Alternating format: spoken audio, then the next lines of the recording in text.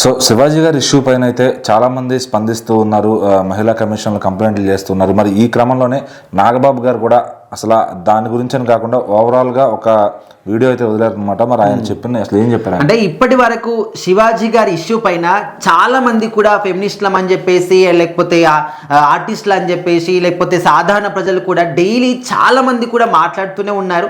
And almost ఒక 95% people అందరూ కూడా శివాజీ గారికి సపోర్ట్ చేస్తూ వస్తున్నారు. సో ఓకే, ఒకవేళ వ్యతిరేకంగా మాట్లాడినా కూడా ఆడవాళ్ళు మాట్లాడుతున్నారంటే ఓకే. బట్ ఇప్పుడు ఏంటంటే నాగబాబు గారు వ్యతిరేకంగా మాట్లాడలేదు అనుకుంటూనే శివాజీ గారికి వ్యతిరేకంగా ఆయన మాట్లాడడం జరిగింది. సో మరి ఆయన ఏదో టెక్స్ట్ రాయడం కానీ ఈ విధంగా కాకుండా డైరెక్ట్గా ఒక వీడియోల రూపంలోనే సుదీర్ఘంగా మాట్లాడి ఆ వీడియో కంప్లీట్గా మొత్తాన్ని కూడా పోస్ట్ చేయడం జరిగింది.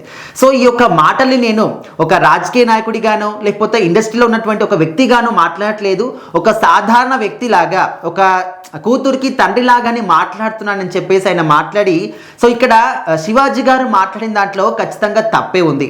ఇప్పుడు ఆడవాళ్ళు అన్నప్పుడు ఇదే విధంగా ఉండాలి, ఇక్కడ వరకే లిమిట్స్, మీకు ఇదే విధంగా బట్టలు వేసుకోవాలి, అండ్ ఇదే విధంగా మాట్లాడాలి, ఇదే విధంగా కట్టుబొట్టు ఉండాలని చెప్పేసి రాజ్యాంగం ఏమి చెప్పలేదు.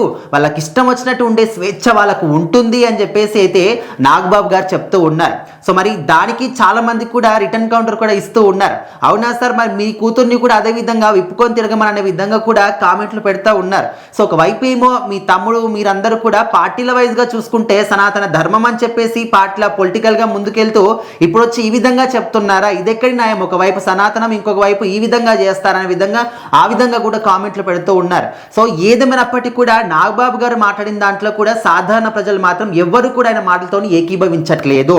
ఆల్మోస్ట్ 90% పీపుల్ అందరూ కూడా నాగబాబు గారు మాట్లాడిన మాటలు కూడా వ్యతిరేకంగానే మాట్లాడుతూ ఉన్నారు. ఎందుకంటే శివాజీ గారు మాట్లాడిన దాంట్లో ఏమాత్రం కూడా తప్పు లేదు. మన హిందూ సాంప్రదాయం ఏంటి, మన భారతదేశం యొక్క సాంప్రదాయం ఏంటి, నిండుగా చీర కట్టుకొని ఆడపిల్ల అన్నప్పుడు ఆ విధంగా ఉండాలి. ఇప్పుడు ఒక అందరూ కూడా మేము ఇష్టం వచ్చినట్టు ఉంటామంటే ఆల్మోస్ట్ అంటే చిన్న చిన్న బట్టలు వేసుకొని తిరగడం కన్నా ఇంకా ఎందుకు అలాంటి బట్టలు ఎక్కడ వేసుకుంటారు, ఏ సందర్భాల్లో వేసుకుంటారంటే వాళ్ళ భర్త దగ్గర లేకపోతే మనము స్నానాలు చేస్తున్నప్పుడు ఆ విధంగా ఉంటాం. సో అలాంటిది ప్రైవేట్గా చేసుకునేటువంటి పనులని పబ్లిక్గా చూపిస్తూ ఉంటే ఖచ్చితంగా ఎవరికైనా కూడా అలాంటి ఒక అసౌకర్యం కలుగుతుంది.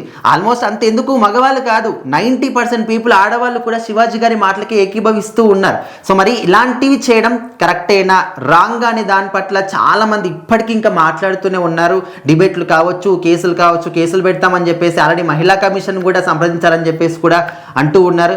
ఏదేమైనప్పటికీ కూడా నాగబాబు గారు ఇట్లా అంటే ఆడవాళ్ళకి నేను వాళ్ళకి సపోర్ట్ చేయట్లేదు, శివాజీని కూడా టార్గెట్ చేయట్లేదు, ఒక సాధారణ వ్యక్తిగా చెప్తున్నాను, వాళ్ళ హక్కులు వాళ్ళకు ఉంటాయి, ఇష్టం వచ్చినట్టు వాళ్ళకు ఉండే రైట్ కూడా వాళ్ళకు ఉందనే విధంగా ఆయన అంటున్నారు. బట్ జనాలు మాత్రం దాన్ని అంగీకరించట్లేదు.